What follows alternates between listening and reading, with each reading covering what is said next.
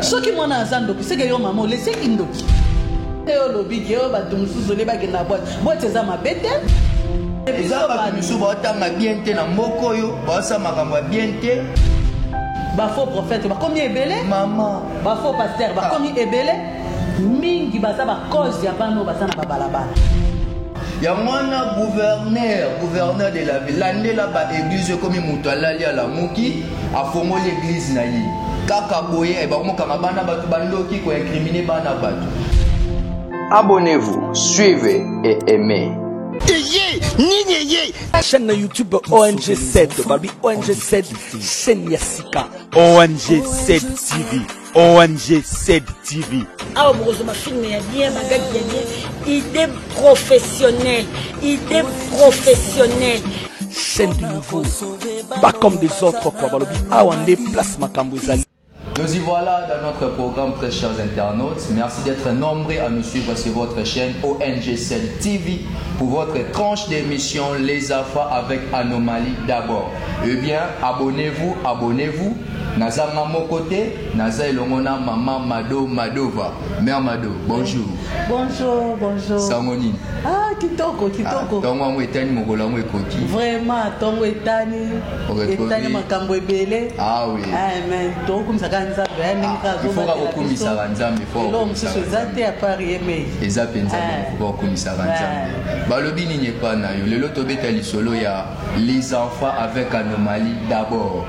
Bana oyo bazana bokono, bana oyo babotami na ba malformation, bana oyo bazana mo ba défaut. Et que ça la rapace lelo mère Mado, romona bilenge mibali ya mukolo monya zo boato zo comprendre mais akomi neta wana ndenge nini.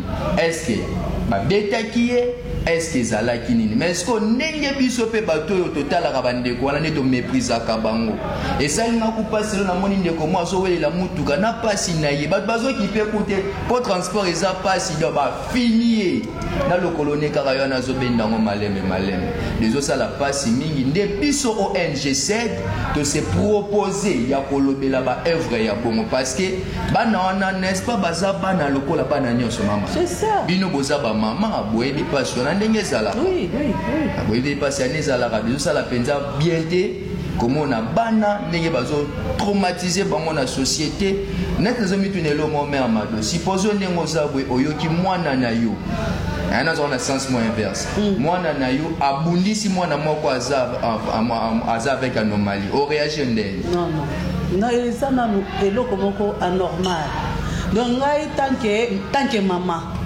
na roki kondimelo kwa bongo te parce que mwana wana aza peka mwana OK donc aza mwana aza mutu aza na droit ya vivre aza na droit ya nyonso lokola mwana yanga donc muboti oya normal donc azwaka mwana ezala mwana ndeko ezala mwana musuka na nzela boy donc aza kaka mwana na yo donc photo so bango bana photo so bango baza batu lokola biso baza lokola mutu nyonso baza bato ko encadrer ningo zo ba ke somona ba musuna banzela wana ozomona ba mususu ndenge lobi ke soki frère wana azowelela mutu kama mama na azowelela mutu bazo ki pe kote to pesa ta priorité donc bazo tala te ke ta lokola ndeko ko ki mambango lokola biso bazo normal ils abana mo baza négliger vraiment oui bien sûr pour batu mingi bakansaka bana ke baza bandoki plupart est-ce que mais eza kindoki te mingi bazawana abota mi pe bongo te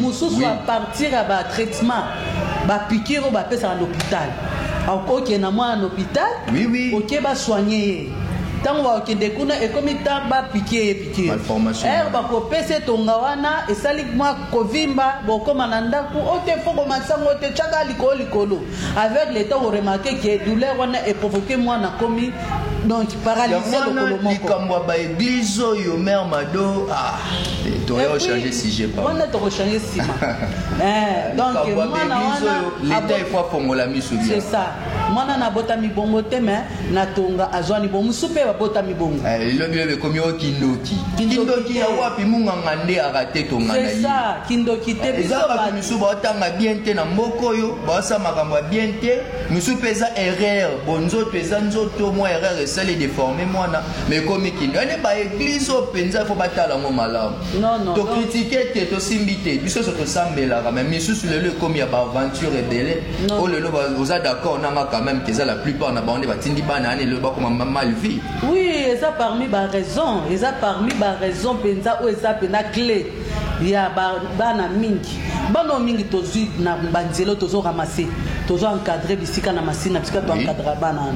Soko tuni mwana na ndobi ya ndenge ni on se retrouver na balabala bo ote et pas na biso babenga ndoki babenga ndoki ndenge ni ote eza tata mwasi ote eza mama leki par rapport ote to na une église kuna pasteur ndalo baki kenga na zandoki yango babwaki ngai yoka en réalité soko landeli mwana ngani kindoki eza innocent ngani ba faux prophète ba komi ebele maman ba faux pasteur ba komi ebele mingi baza ba cause ya bano baza na babalabala ya mwana gouverneur de la ville l'année là ba église comme mutalali à la muki a fongo l'église na yi kaka boye ba mo kanga bana batu bandoki ko incriminer bana batu ba bosani ke za santé misu bazo bota maladie za santé misu c'est celle que l'organisme c'est composé bien été abimi na malformation mais ba pasteur ba koyana na ba bonzambe na bango ya lokuta te lobi te kenyo so baza lokuta quand même maman de sambela gati oui de sambela mais exagération de oui et le bana ne belé ba comme mal vu au mona mobotsa comme ina mwana po pasteur a lobaki mingi ya mwana na pambola ka papa na biso mingi papa Jano Kashala vraiment en tout cas ça papa moko boboto bokomo na ba image désolé kana sima na biso comment est-ce que azo sunga bana ezo mona ndenge azo sala remise na bana wana mama de sala ko ndenge azo mona mobotsa ko mo négliger mwana na ye moko sala nga pasi makasi parce que nga za mobotsi na za mama ya bana sala ka pasi makasi na motema kotala pasi otomona na maternité papa bino boza mibali boye bango te nebisio kobimisa mwana mukili oyo pe na hôpital eza facilité vraiment mais okomona ka mama moko boye azuka mwana bwaki na nzela mususu pe mingi ba jeune sœur omoni aosa ba vie na ye aomona place akotika mwana na te omoni ake na kwa mo déposer mwana na nzela soit na bis na mona makambo na mingi na kati ya bis o mama simbela na mwana na sombelo mobo akimi ake libela asundoli mwana makila na ye mo asundoli donc presque bato modèle wana soki ka ba yebise pa ya pasteur moko to frère moko yebisa bi kutu mwana no wana soki vino ezotamba mamute pona mwana no wana aza facile akotika mwana facile abwaki na nzela parce que poni ba mona ba oka bandoki ndelo ngapela comprendre raté mama do na lobi boye mwana nyoso aza mwana ndoki par rapport à quoi ndoki wana nga na binise na mokili na encadrement ne na encadré ye na bokole na kati ya ndako na vandi na ye kindoki on ekotele pa yo soki mwana aza ndoki seke yo mama olese kindoki donc ndoki ute pa la bino ba mama mais soki nga penda nga ne na vandi na mwana nga na boti sans problème na bokole na kati ya ndako mwana avec le temps akoli toke na église mobo ina ke ko sambela nzambe toke na kuna pona kombikola te tokenda pona kobikola te tokendaka oke kobondela nzambe na yo koma kuna pasteur azo proposer ngote mwana wana soki makambo zo marché soka moni mwana azo okoti na mwana moko aza mwa voix azo benda lokolo esili mwana na komi prise oke soko zo mona ezo tambola te mwana boye oza na mwana no mso aza baba et pas ya pasteur mususu et pas bato mususu akomi ndoki omoni mwana no aza aveugle et comme bato mususu akomi kindoki te eza kindoki te nzambe moko ayebi ye moko nda tiaka bana kati ya libomo mpe mwana soki oboti ye ebele tomonaka aza na makolo te aza na maboko te mais akobota akobala akosala mpe mosala bazaka mpe bainutile te baza utile eza na moko tomona kuna baécran azodesine na makolo mpe lokolo wana azosala yango mosala nyonso misuku babala aza na maboko te ka lokolo moko wana aza nango azokoma azosala tout pourquoi pas ba maman ko encadrer bana wana soki nzambe apesi yo mwana aza na malformation yo encadrer ka mwana wana aza mutu un jour memelo mpe bolamu kokanisa te ka bano bazaka normal nde mwana aza makolo mibale maboko mibale azomona azoloba nde mwana na kosala lisungi mpo na famille non mususu azana maboko te azana makolo aye ko pesa donc moni lipa na lipamboli na nzela na ye e ko sala ke famille wana bo vivre kitoko bo zala heureux à partir de mwana wana baza batu baza na besoin ya kotanga classe kotangisa bango kolesa bango soins médicaux na bango donc tant que na bandia to ramasaka bana to encadre bango quelque part eza lokola dadi na biso hein dadi donc cordon na biso principal Jano Kachala papa Jano Kachala bisika zoami en tout cas bambote ebele donc tozo tigana no mo extrait totalisa na biso ke modèle nini papa oyo abota ta mwana moko azana malformation te mais azana bolingo wana ko soutenir bango ko encadrer bana wana donc so tozo le katomoni bana to loko to ke to garder bango papa na zo bimisa propre moi muke ya poche na ye po bana na balia po bana na batanga po bana wana bazala un jour batu mais akoka mama do bakolo bana dola ndestre na yo lobi bakolo bana bango mo ba okipe bana te c'est ça le problème donc bon Zambé eza passe motema bon Zambé pesa mina mutu nyonso te donc na minute oyo to pesa na no moi temps bande ko na biso bazolanda biso bamona misala oyo cordon na biso papa Kachala azosala pona bana wana donc bo pesa biso moi extrait na bo la kisa ba action oyo date na biso Jano Kachala azosala par rapport à bana wana ingénieur Jonathan Sogolo ba monoromo na biso l'exception extrait on a rapidement ONG s'aide pour sauver les enfants en difficulté. ONG s'aide.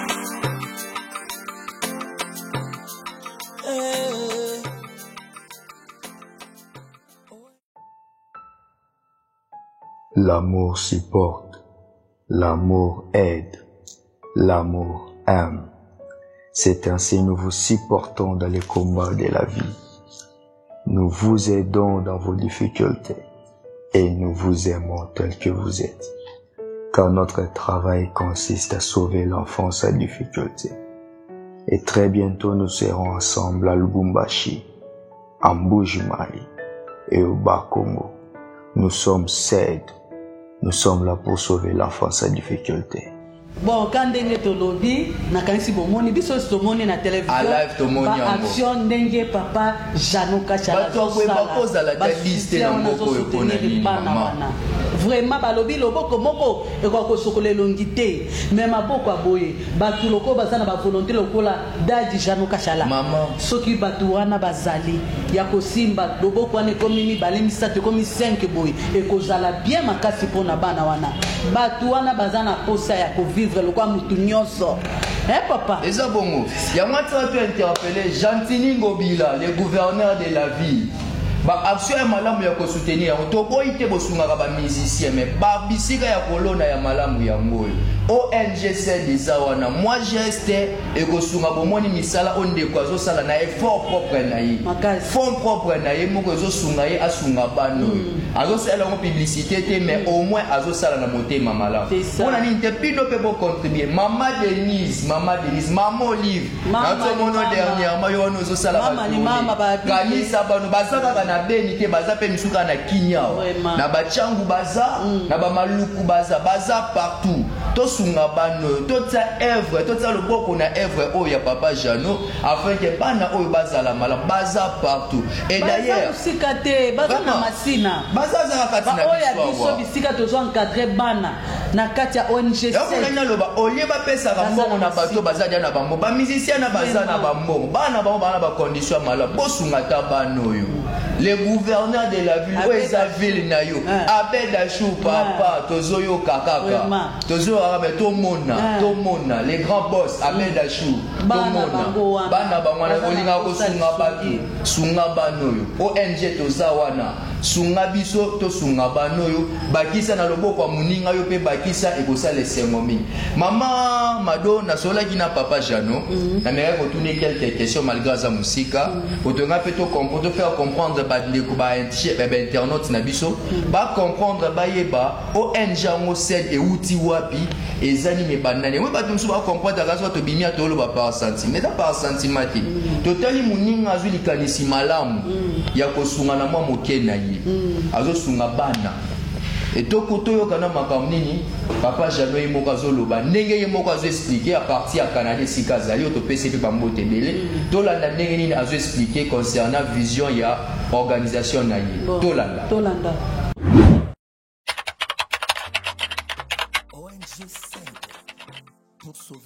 Oui, merci beaucoup l'équipe de presse. Je vous dirais sincèrement que l'ONG-CED a été créé d'abord depuis longtemps, mais officiellement c'est depuis 2019.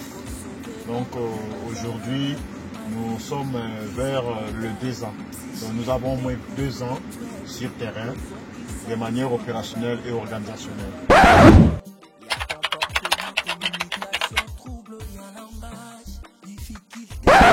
C'est une inspiration, c'était une idée qui était déjà avant parce qu'au Lubumbashi, on avait déjà une ONG qui était Congo, RDC Congo Monde. Cette ONG était là mais ça ne marchait pas. Là c'était avec les enfants de la rue. Mais en venant au Canada, j'ai eu vraiment beaucoup de peine pour vraiment concrétiser mon idée. Quand j'avais fait mon voyage dernier à Kinshasa, j'ai eu de la peine quand je voyais les enfants avec handicap en train de quémander, la mendicité. Les parents les utilisent pour les exploiter. Moi, vraiment, ça m'avait beaucoup choqué. Et quand je suis retourné, j'ai discuté avec mon épouse. Mais avant ça, on avait aussi discuté avec des collègues psychologues. Je cite mon frère Pindi. Il m'avait demandé si quel genre de projet que j'ai. Je lui avais dit que j'ai le projet de l'ONG. C'était sur papier, c'était un dessin sur crayon, on parlait. Et quand on est rentré, j'ai eu à écrire mon idée sur papier et j'ai commencé à prier. Je demandais à Dieu de me donner des hommes auxquels je vais travailler. Dieu m'avait donné toute une équipe. On a commencé avec 12 coordonnateurs, 12 comités directeurs. On a été là, on a commencé du travail. On a été enregistré au niveau de l'État, on a du papier, on est organisationnel, on est aussi opérationnel sur terrain.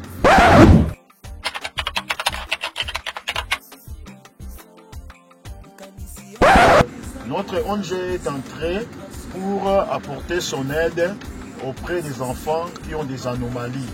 Donc notre ONG s'intitule « Sauvons l'enfance en difficulté ». Il y a plusieurs enfants, oui, mais nous ciblons les enfants qui ont des anomalies. Donc, nous partons de l'aide sur 5 catégories d'enfants. Il y a premièrement les enfants qui ont les problèmes, l'anomalie des comportements. 2, il y a les enfants qui ont les problèmes d'anomalie des communications. 3, il y a les enfants qui ont les problèmes d'ordre intellectuel. 4, il y a les enfants qui ont les problèmes d'ordre physique. 5, il y a les enfants qui ont des problèmes combinés. Ils peuvent avoir des problèmes associés. Donc, vous allez voir que dans chaque catégorie, il y a des types d'enfants. Aujourd'hui, je ne parle pas des types d'enfants de chaque catégorie. Je me limite d'abord des 5 grandes catégories que nous avons.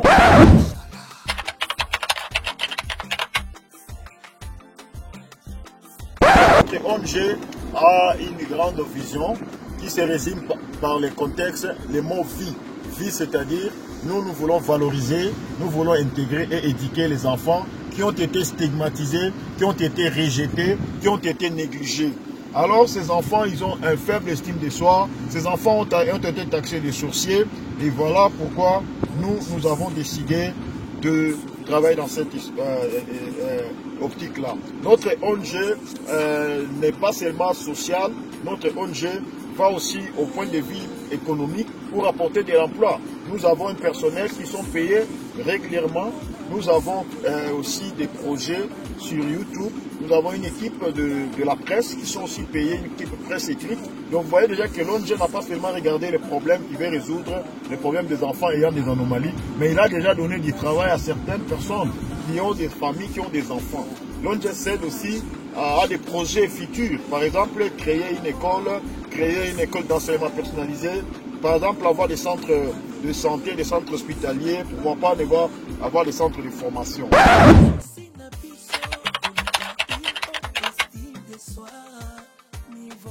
Concernant l'expansion, je dirais que l'ONG a une vision mondiale. La vision de l'ONG n'est pas seulement une petite vision, c'est une grande vision. Alors ensemble avec mon épouse Laurette, nous voyons plus loin, nous voyons que l'ONG va aller plus loin au monde.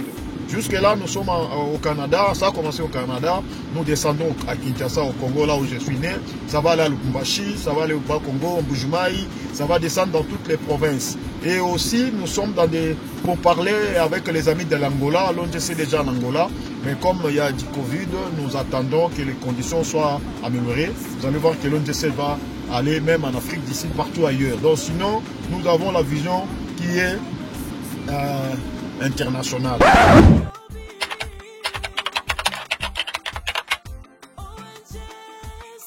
Jusque-là, nous avons les partenaires qui sont au niveau local. Par exemple, nous travaillons en collaboration avec les comédiens, les artistes et comédiens, et puis les autres artistes pour nous accompagner avec leur expertise. Nous travaillons avec des pasteurs, nous travaillons avec des églises.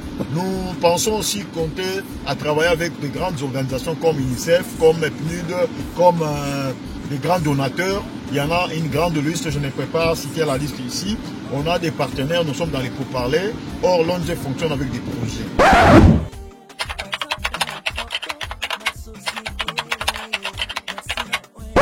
Non, ce sont des enfants utiles.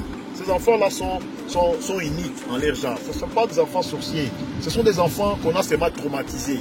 Ce sont des enfants qu'on a empoisonnés par les mauvaises paroles, par les rejets.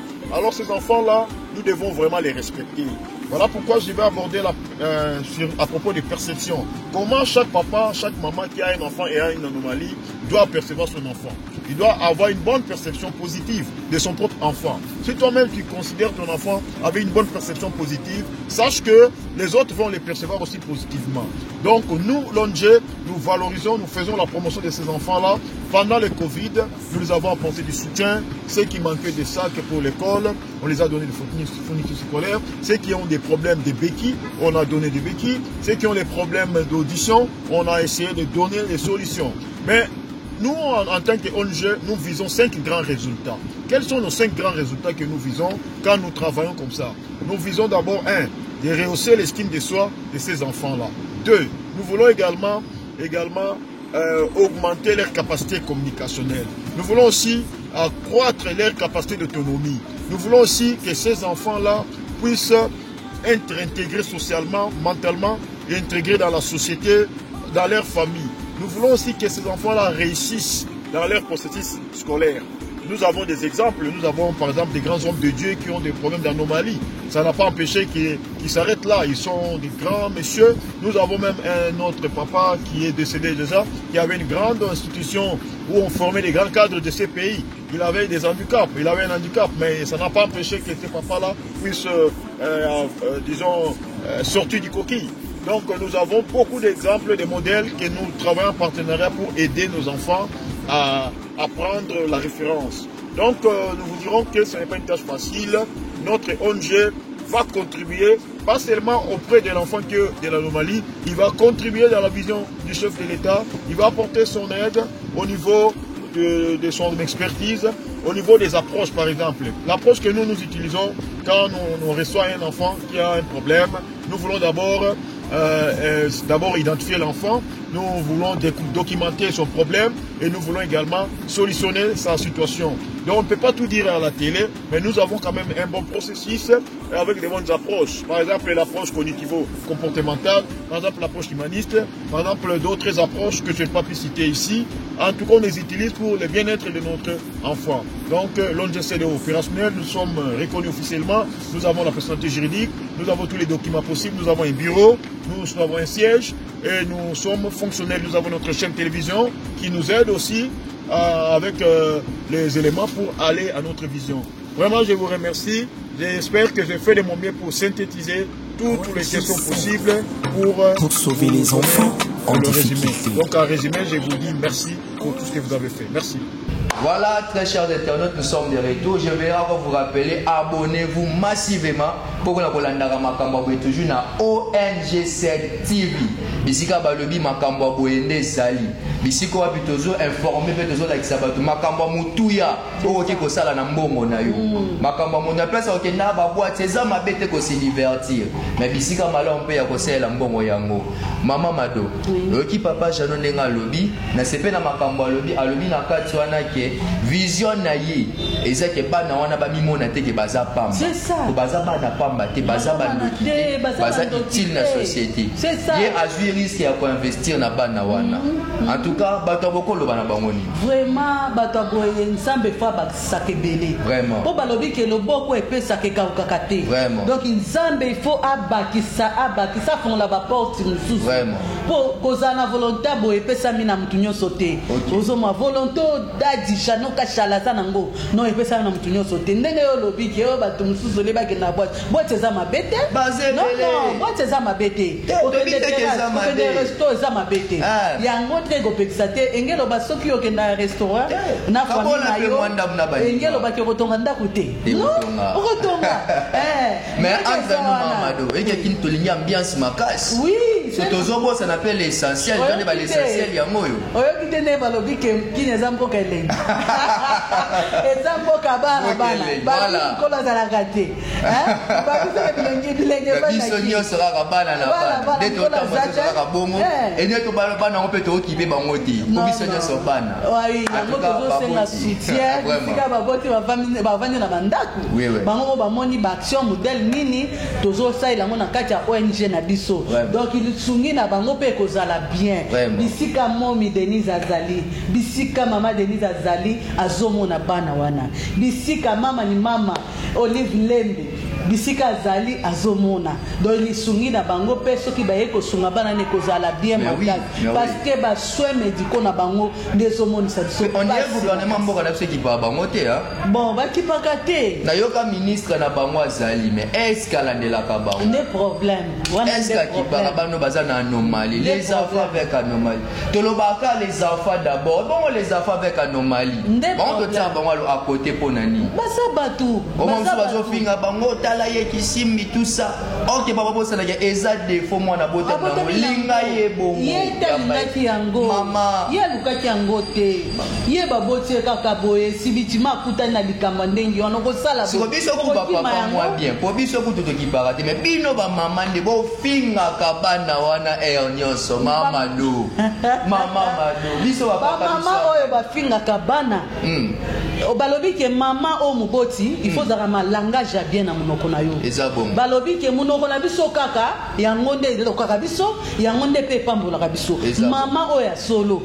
Mama oya solo penza kelama na image ya mama ya bonsambe faut ça maloba bien pour na bana na yo abota mana défaut di ko sa mulelo ka papa na yo non yo muto obibise na mokili nzambe na chena libumu na yo mwana na ta eza na ba tu finona okende kokufa maloba nozoki noloba na mwana na yo mozola pela mabe pona mwana na yo donc maloba biso ba mama ezala maloba ko pambola plus que bana vraiment oso comprendre ba mama bisika bovana bandaku maloba na biso mingi ezala ko pambola bana mwana vraiment en tout cas mwana vraiment za mwana moko mayele makatu na mwana mayele makasi pambola ta mwana no bongo potango zolo babongo ata mayele ezalaki te nzamba soki tsape mayele wana moni mwana na azakra mayele na classe na vie normale on comprendre babi sagesse mutu abotama nango intelligence tokenda koyekola ngo na classe ozomwa mais ntango yo ozopambola bana na o na maloba ya mabe maloba wana ezokende kosala mwana omwe na mwana ke na classe boyika azobazoba mayele ezozala te euti wape euti epa na yo mama apartir ya ndako mais soki olobaka maloba malamu mpo na mwana na yo mpo na bana na yo ekozala bien makasi bamama tozala maloba ya malamu akolobelaka bana na biso na bandako bisika tozwami biso na bandako tozolanda émission oyo donc to partager to aimer to s'abonner vraiment ekosala bien makasi émission ya boye ntango ozomona ngo yo moko olandi yango tindela mpe moninga lien ye mpe atala atozwama te ya boye ebakisa implice na kati na ye c'est ça balobi moto akoka na mokili azalaka te donc biso nyonso tobakisaka mwa mayele mosusu ozali kocomprendre ozali kofinga mwana na yo mais soki oyoki émission boye olandi obi ya solo omoni soki ochange langage na kati ya bana na yo okomona mwana azalaki mwa zobazoba ntango bandi kopambola na maloba ya bien maloba ke mwana aza mayele mwana aza boye omoni mayele wana ekomi kozwa mwana wana donc tozala bana moko ya konéglige te même na bandako soki oza na mwana moko malformation ko négliger mwana na te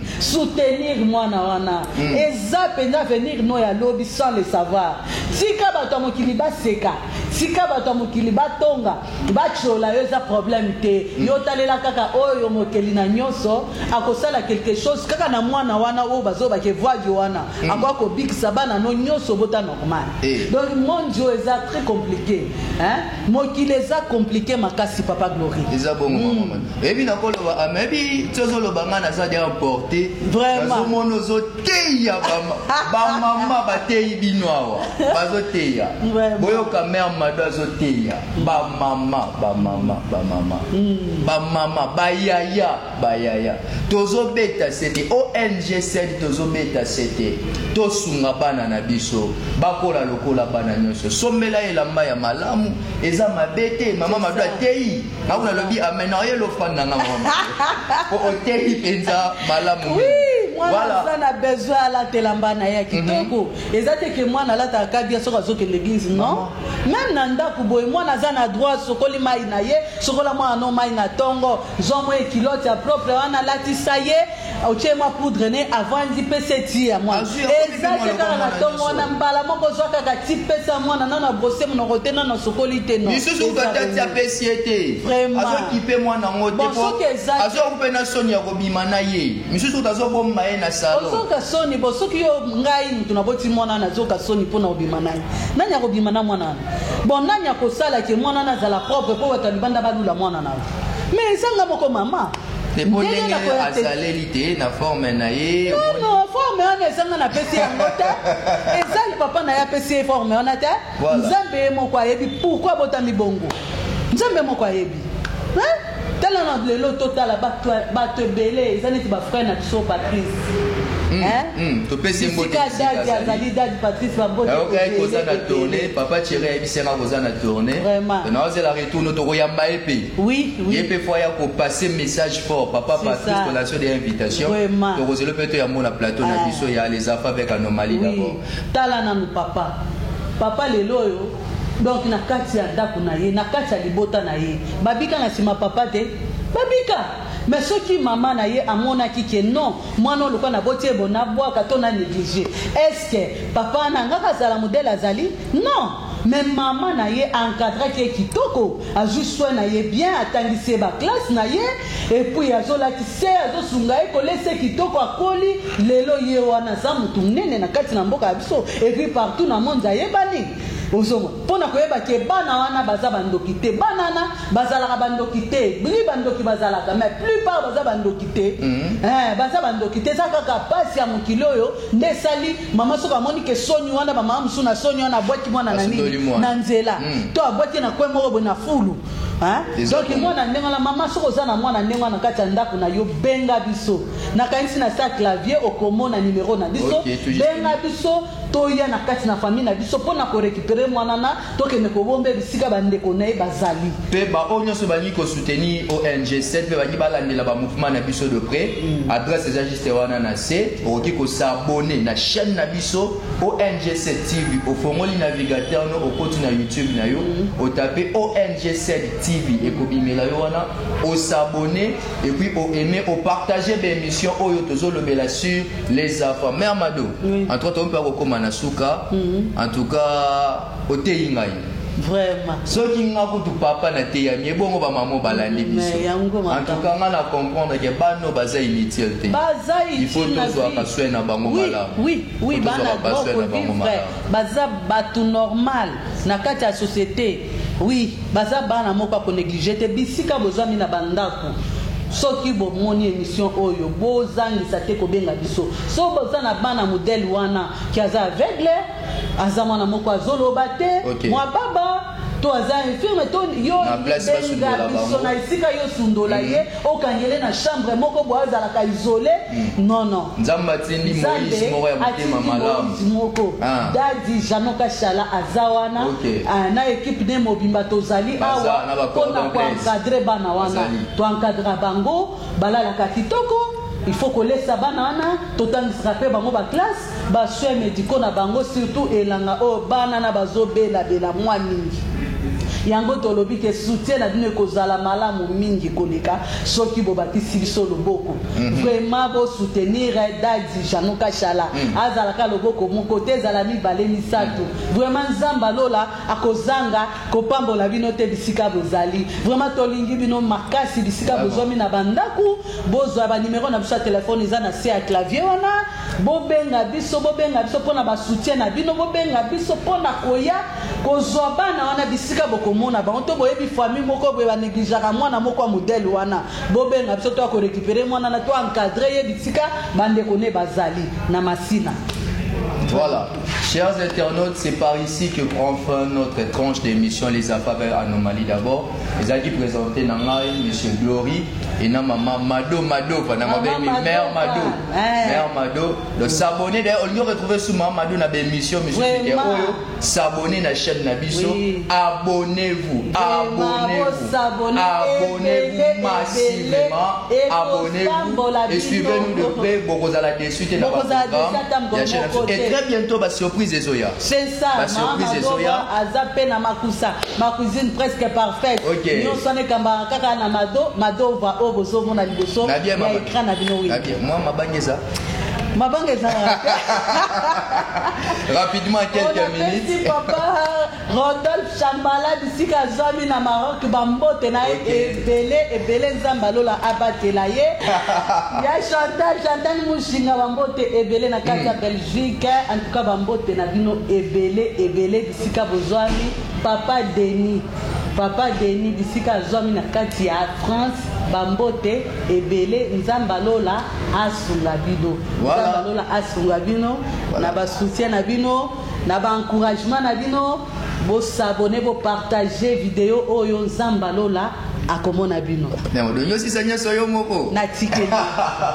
Bambote belé na cordon Januka Shala bisika Zwami. Merci papa na main d'œuvre ozo konte ko sunga jeunesse congolaise ozo sunga bato belé dans la plateforme na yo. Bambote belé na équipe mobimba ya ONG na ONG 7. Bambote belé na cordon na biso cordon Blaise. La voix du chef. Yero azala na biso. Cordon Blaise azali Bambote belé na les grands caméramens. Les grands caméramens avec image à Talo. L'ingénieur Jonathan, Bambote belé na maman Abotanga. Amen. Maman Kati. Ici Kazali Maman Kati Bambote belé. Je crois que chers internautes, nous vous prenons rendez-vous moi Maman Dotolobi à la prochaine. Ciao. Ciao. ONG s'aide pour sauver les enfants en difficulté. ONG s'aide